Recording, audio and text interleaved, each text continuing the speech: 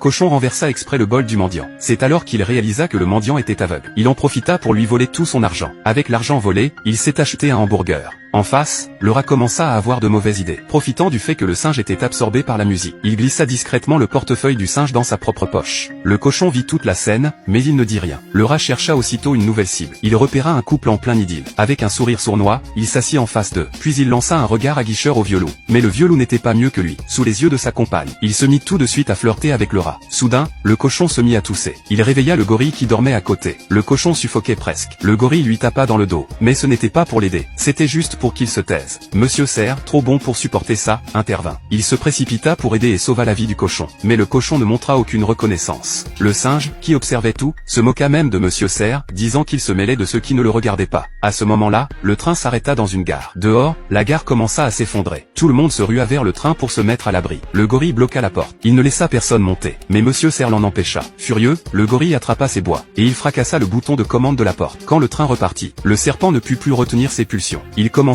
à harceler le doux élan. Monsieur Cerf voulut intervenir, mais le serpent lui cracha son venin au visage. Par malchance, du venin éclaboussa aussi le vieux loup. Alors, ce fut le chaos total. Chacun révéla son côté le plus brutal. Plus la panique montait, plus tout le monde devenait fou. Seul le vautour, tapi dans un coin, attendait son heure. Nul ne sait combien de temps passa. L'élan finit par réveiller Monsieur Cerf. Après cette bagarre, le wagon n'était plus qu'un champ de ruines. Et le vautour, lui, commença tranquillement son festin.